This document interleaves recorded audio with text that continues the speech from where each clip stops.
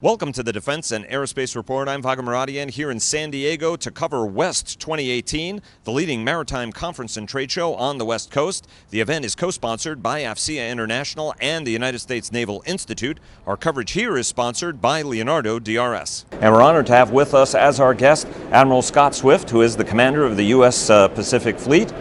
Joined the United States Navy in 1979 from the AVROC program.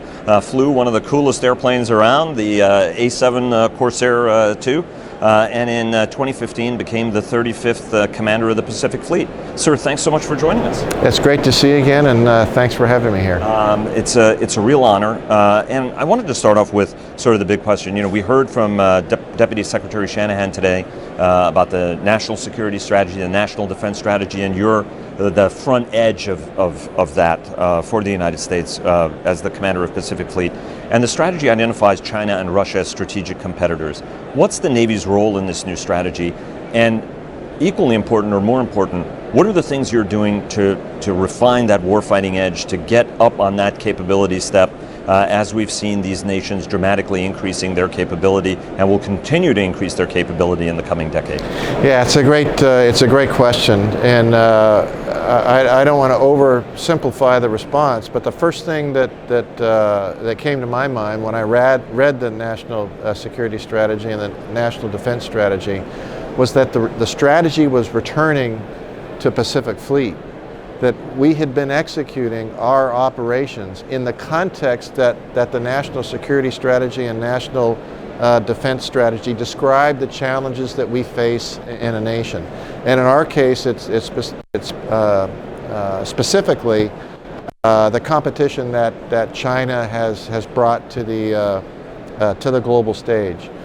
So it's about characterizing what that competition is. I don't agree with those that suggest that, you know, we're on this path to conflict or a path to war. But it is a competition, as the national security strategy and national defense strategy has stated. And in any competition, you want to approach that competition from a position of strength. I think this is why the Secretary has been so focused on the importance of readiness, the readiness of the force. Now, he talks about it in a broader context. He talks about it from strategic readiness and his engagements with Congress and with the administration, with the cabinet and the president, with industry, broadly across government, with our partners around the world. There's also an operational element that he speaks to. We had the benefit of not only the Secretary of Defense recently spending some time in Hawaii at a roundtable with my fellow component commanders and Admiral Harris, and then about a week later the chairman came through. So we got a real sense of what their view was of the national security strategy, national defense strategy, and there is really unanimity in the view of that strategy coming from the Pacific. I can speak confidently from Admiral Harris's perspective and my fellow component commanders. But beneath that operational level, we have a responsibility to focus on the tactical readiness as well. I don't have the benefit of looking at capability that's going to be here 3 years from now. You know, my responsibility, my obligations come to ensuring that I am prepared to defend the national interest of the United States with a force that I have. And I'm confident that we have that force. That was core to what the SecDef was asking my fellow component commanders. And it's measured in several ways. You may be familiar with the SWIFT signals that we've produced. The Pacific... This is your nod to Hank Mustin and the messages he used to send. So this was a lead up. So this was, I wanted to create a foundation of understanding, both with the fleet and myself, to generate a dialogue of how we should think tactically about the challenges that we face. So it's about approaching the challenges that we face in the Pacific in an asymmetric way. We do not want to get into a force-on-force competition in the Pacific. It's counterproductive. So I don't want to go into a lot of details about what the SWIFT signals talked about. They're confidential for a reason. That they were a lead up to, I knew I wanted to write the fighting instructions for the Pacific, leveraging off the great example that had sent for us by Hank Mustin. I realized I needed a bridge between the fighting instructions and the swift signals, and that was the Pacific fleet designed for full spectrum superiority. So that's part of the underpinning that gets the fleet to understand the strategic consequences of what's in play, the operational framework that the operational commanders have developed, and what that means in the tactical execution of their mission set. Part of that is also what we've done.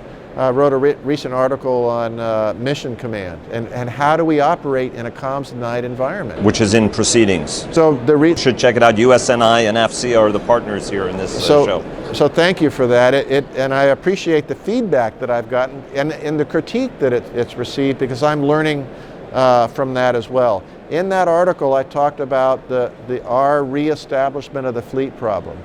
So the last fleet problems were developed in the 1930s and early 1940s.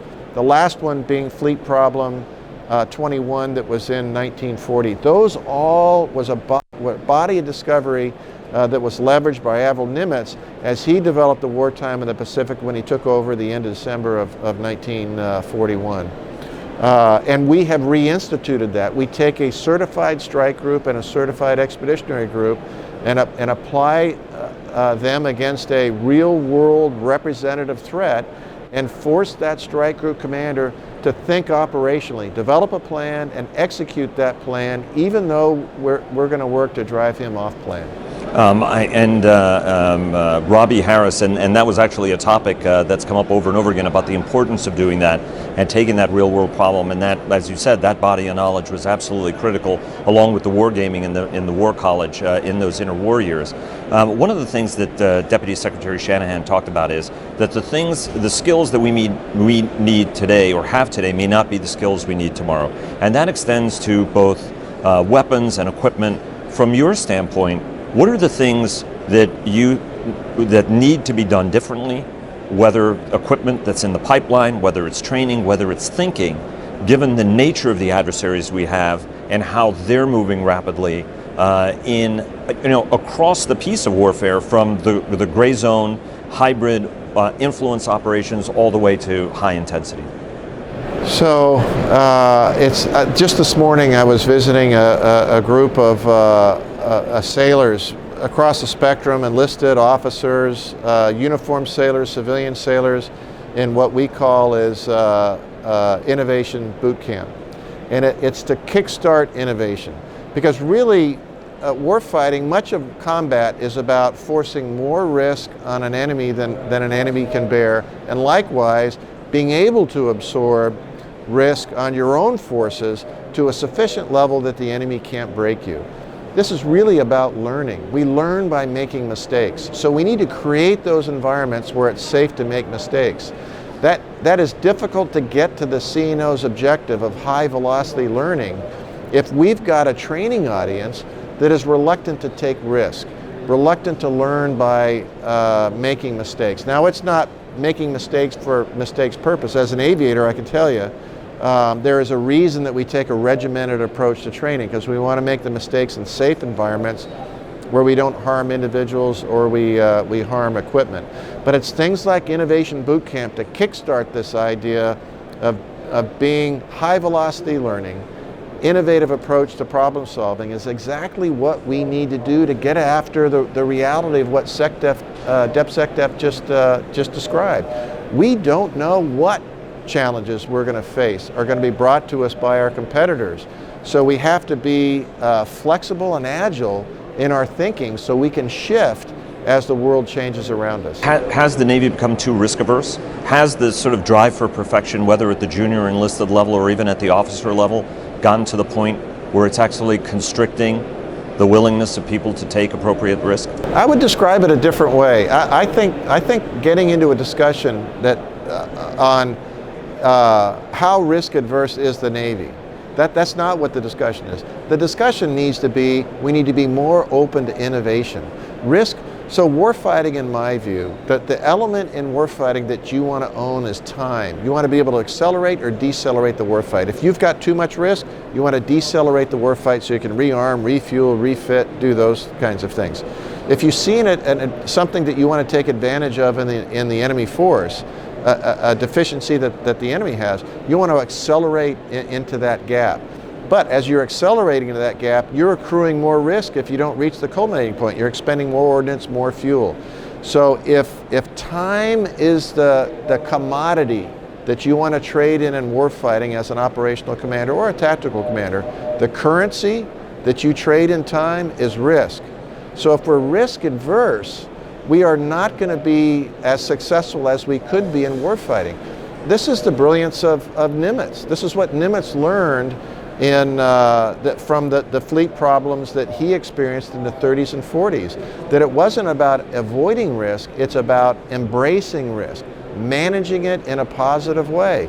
So he brought Halsey back, who planned for 3 months, and then he went and fought that plan for 3 months while Spruance came back. That plan at the end of 3 months, his operations, it didn't look anything like the plan that he took forward. It was the point of departure. So he learned from his experiences and from what the Japanese did as he modified going forward. That's an appropriate embracing of risk as the currency that you develop that commodity of time. What are as the Pacific Fleet Commander, what are the capabilities, as you look out on what you need more of, right? What are the things that you need more of, and how do you gauge now the resilience of your infrastructure, given that China has created so many systems to push and to reach out at precision, at range? So it's a complicated question with a complicated answer, and I think what's important is that Admiral Gortney's readiness kill chain, when you look at the mechanics of building readiness, there's also a strategic element. It's the critical relationship between Pacific Fleet and FFC as we provide advice to the CNO about what investments should be made in the future. And that's Fleet Forces Command, just for... Yes, I'm sorry. For Admiral Davidson as Fleet Forces Command, a critical partner that I have in advising the CNO the way forward. But again, I come back to, I've got to fight with what I have. So I provide advice about where my gaps and seams are, what my concerns are, but I think too oftentimes commanders, because we were so well resourced in the Middle East warfight that we've been engaged in for 15 or 20 years, that's not the world that we live in today, especially when you're talking about a peer competitor. Now, Admiral Harris may describe China as a near peer competitor, but as the PAC Fleet Commander, looking at the People's Liberation Army Navy and the People's Liberation Army Air Force, they are operating out over the ocean in a much more meaningful way as well. I have to look at them as a peer competitor. So if there was one thing that we need to get after, which is dangerous because there's multiple things, but if there's one thing to get after, it's manning. That's the challenge that we face right now in the Navy. And this was acknowledged by the VCNO back in January of last year, when he cautioned, before we go build more ships, we need to man, train, equip, and maintain the fleet that we have now, and CNO has said the same thing. We need a bigger Navy to get after all the tasks that are being laid at the Navy's doorstep. But as we move forward, we also need to fully fund the Navy that we have. Was that a big mistake to reduce the manpower on these ships? Because as you discussed, it was a 70-hour week sailors had, and now they're pushing 80+ hours. So again, it's not an easy answer. There were investments that were made that were expected to reduce the demand, that was going to make sailors more efficient. The problem is they didn't materialize in effectiveness. So we took the efficiency saving, we reduced the size of the force, based on investments that we had made on effectiveness. That's one point. The other point is modernization. That the CNO doesn't face a binary problem. It's if not this, then this. So manning is very expensive, and we had to modernize cruisers. Look at where we are with a lot of the weapon systems that we have that are coming out. The majority of the fleet of 2025 is in production right now. I just spoke at a commissioning ceremony for USS Omaha, just up the street here. Look at where we were with a manning perspective. That was going to be a minimally manned ship, and we've had to increase the manning as we've learned going forward. So the efforts that the CMP has taken to get after manning, CNO has made those investments. It's based on getting beyond CRs and sequestration and BCAs, we can't predict where we're going to be given those challenges that we face today. But we're making the investments in manpower. And when you hear comments that, such as I commented on the VCNO and that CNO has made as well, clearly as manpower is the direction we need to go. The last point I'll make, when sailors were surveyed as part of the comprehensive review, the one thing that they said they needed more than anything else is time. How do you give sailors time? Fully man the ships. It's about manning. That's if you ask me as a fleet commander, that's what we need to get after first. Talk to somebody else, it's going to be modernization, it's going to be more ships. It's a very complicated problem. Let me take you to the question of gray zone. Little blue man, little green man. China and Russia both have invested an enormous amount of intellectual energy on this gray zone and trying to influence, coerce. There's the hard power piece of it as well. Talk to us. I mean, you've been dealing with this now for 2 years. It extends more than just FONOPS. There are a lot of different pieces of this. What are the different ways of thinking the Navy has to employ, that you need to employ to prepare the force for what could be 14,000-ton ships are not necessarily fisheries protection vessels? So the Navy's doing it. We may not be, I think we're communicating it well. People may not be listening. So there's a group at Naval War College under the great leadership of Admiral Harley. You mentioned wargaming. I mean, wargaming has expanded. I just did the Global 8, the largest war game the Navy's done in anyone's living memory. Now, maybe they were bigger back in World War II, but Global 8 was huge and it was joint. Every one of my fellow component commanders in PACOM came to participate as commanders, personally came to participate, or at least... Which is the right way to do it. Absolutely. So this is about experimenting. What are the concepts that we have and apply, which includes that gray zone? Part of the organization at the Naval War College is a group called the China's Maritime Studies Institute, led by Peter Dutton. Fantastic guy, retired JAG. They do all unclassed study of unclassed Chinese literature. Andrew Erickson is one of the individuals there, and through his research, he has a complete command structure laid out, including the funding for the People's Armed Forces Maritime Militia. These are the ones that are running these ships. So they're funded. Xi Jinping has gone and visited them on Hainan Island in their bases. They're deployed throughout the South China Sea to the reclaimed islands. And these are the fishing boats that are not really fishing. Well, some of them are. There are a number of them, hundreds of them that are part of this established maritime militia. There are also militia fishing boats that are not part of the organized militia, but they have radios, they receive funding. I think within the Navy we have a clear understanding of the challenges that we face in the Pacific. The challenge is, how do we communicate that out? That's why I made the comments today about this great power competition that's occurring across the whole of government in the diplomatic, information, military, economic, financial, intelligence, and legal domains. So we've got to take a whole of government approach to this. The rebalance and refocus was criticized that it was too military centric. I agree with that criticism. China's taking a whole of government approach, so should we. The key to deterrence is understanding what your adversary holds dear and what drives them.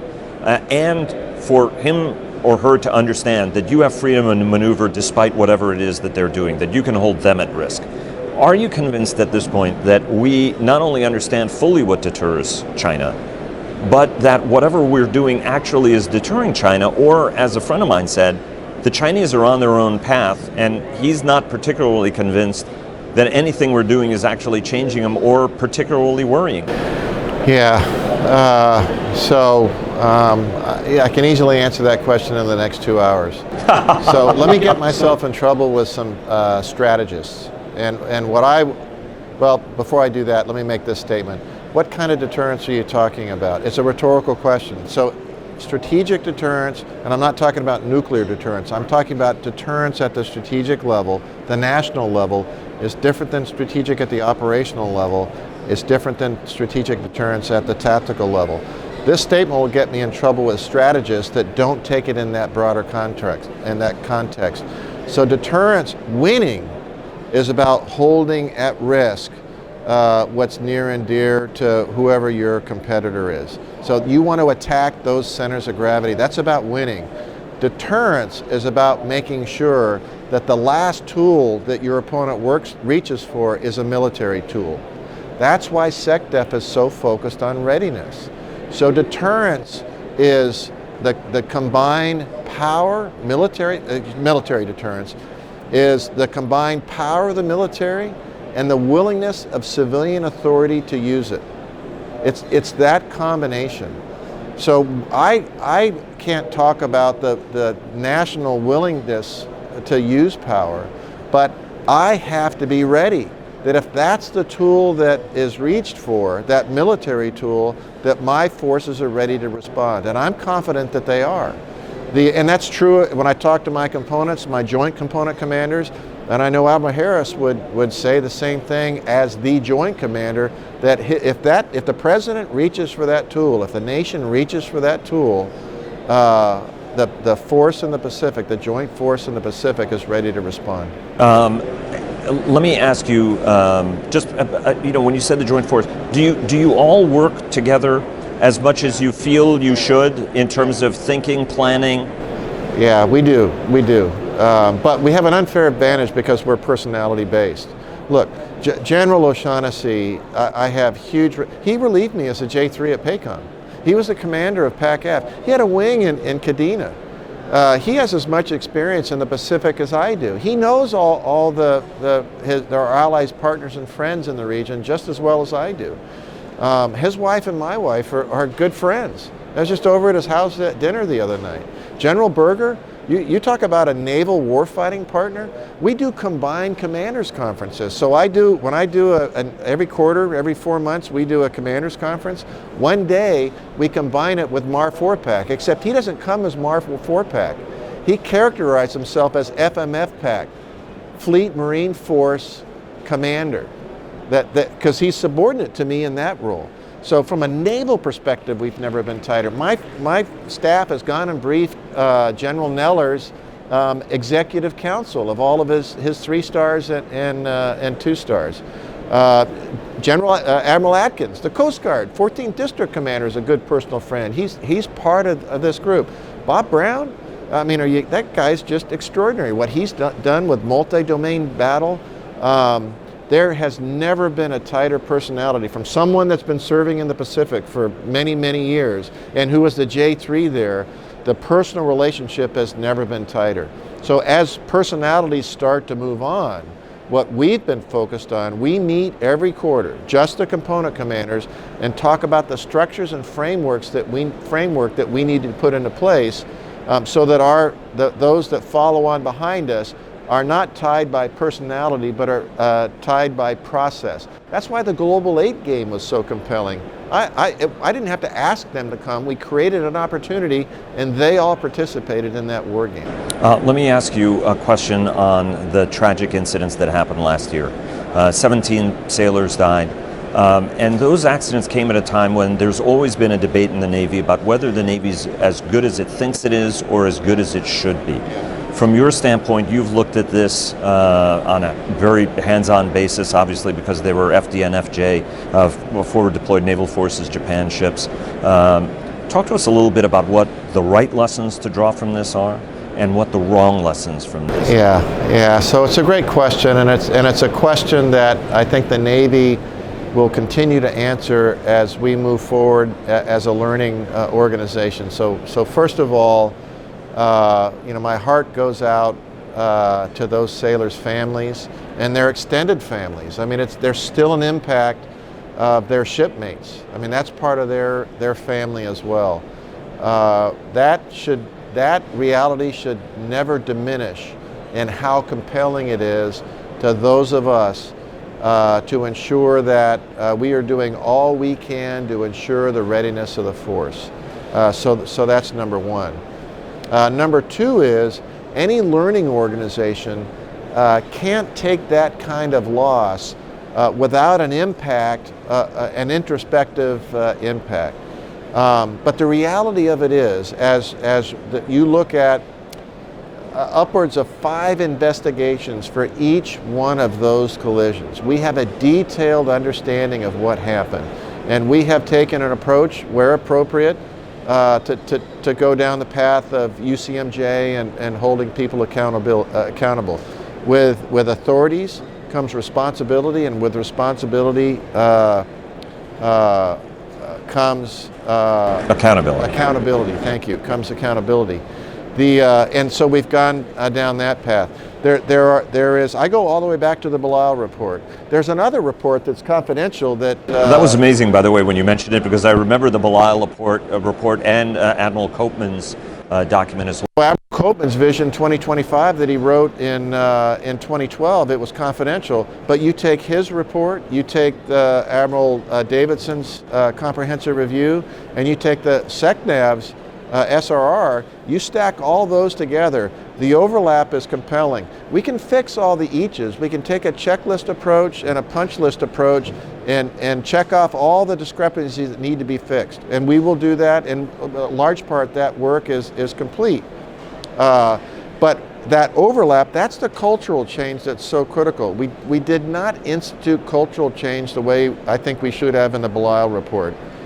Certainly Admiral Copeman raised concerns that I think we need to consider as well. Admiral Davidson talked about the cultural piece. And certainly SECNAV has talked about it as well. That's why this board approach that the VCNO and UNDER have taken to make sure not only do we get after the checklist piece of it, the punch list piece of it, but we get after the necessity of cultural change. And that is that we're a can-do force. You know, we don't say no to missions. And I'm not saying that we need to start saying no, but we need to better prioritize our operations informed by the construct of our ability to generate readiness. That's why my view is that the power of the Pacific Fleet is the fact that I'm responsible for both generating readiness and employing that readiness. You know, this argument that as an operator, all we do is operate, operate, operate, you have that challenge if the command is just an operator. It's what Nimitz was not focused on warfighting the way people think he was focused on. His warfighters were Halsey and Spruance, and as he participated in their planning process, his real actions were on the maritime headquarters side of working with Seabees to build bases, build airfields, build repair facilities, make sure that logistics was in place going forward. So his focus as the fleet commander was focused more on the MHQ side than on the ops side. In fact, the deficiencies that we found as a result of those collisions has been more on the MHQ side, the training side, than it's been on the operating side.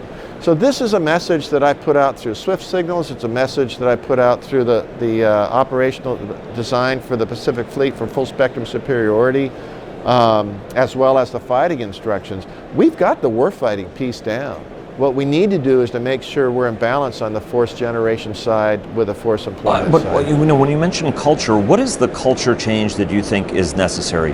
What's the change in naval culture to take this successful organization and improve it? We have to acknowledge when we're not able to meet goals that we set for ourselves. And Admiral Moran talked about this in January of last year when he said, before we start building more Navy, we need to fund the Navy we have. We need to man the Navy, equip the Navy, maintain the Navy that we have now. CNO has said much the same thing. We need more Navy. We need a 350 ship, you know, a broad range in order to get after all the tasks that the nation is asking of us. We also need to be realistic to say there are some things that we can't do, and there are some things that we don't have to do. We are instituting an assessment process that once we respond to the operators to say, we want you to go do these operations, the question needs to be, to what effect? And then we need to ask ourselves, did we create that effect? If we didn't create that effect, then the operation wasn't successful. And maybe it wasn't necessary. Maybe that operation can't achieve that effect. So we need to take a more holistic approach to the challenge that we face. Innovation. One of the most innovative figures in naval history was Admiral Moffett. here championing naval air power, the aircraft carrier, at a time when battleship sailors dominated the Navy. Today, do we have that degree of innovative thinking that has the courage, for example, to look at an aircraft carrier? I'm not saying that it's dated, but to have that kind of courage to look at the aircraft carrier and say, you know what, this is not what we're going to need now 20 years in the future. Yeah, I mean, you mentioned aircraft carriers. I know that's not what the question is, but I continue to be an advocate for aircraft carriers because I haven't seen what the alternative is. You know, I've seen those that are suggesting 20% smaller is 20% cheaper. No one in the industry has validated that concept, but 20% smaller, by my metric, is 20% less effective. So is that really what's in the best interest of the Navy? But to get to your question, we need to get to that strategic dialogue. So I worry less about where Admiral Moffett is. You know, the article that I just wrote, the individual that had the greatest impact on me was Admiral Willard. You know, Admiral Willard was the father of C2 in the Navy. When he left, I invite someone to call in or send you an email to say, well, this is the individual that stepped up and replaced him. That's why I wrote the SWIFT signals, the full spectrum superiority, the fighting instructions. You know, I submitted 3 articles to proceedings to be published. Appreciate the editorial board for approving the publication of one. I hope that they'll see the way forward to publish the other 2. Well, if they don't, we will, sir. It's to get after this point of who are the strategic warfighting leaders out there. Readiness has to be judged. It has to be viewed and measured through the perspective of combat operations, not phase 0 operations, consequential combat operations with a peer competitor. We need that strategic dialogue, and I'm going to leave uniform. You know, my retirement date is, you know, months in the future, not years in the future. So I want to make sure that I've laid the groundwork for others, and they're out there. I can't identify them, but they'll step forward, and I want to leave documentation, articles, confidential and unclassified, to help them lead forward down that path the Navy needs to go down. Sir, thanks so much. Thanks for being so generous with your time, and we hope to see you in Hawaii before you retire. Thank you very much. I would welcome the opportunity. Thank you. Thank you, sir.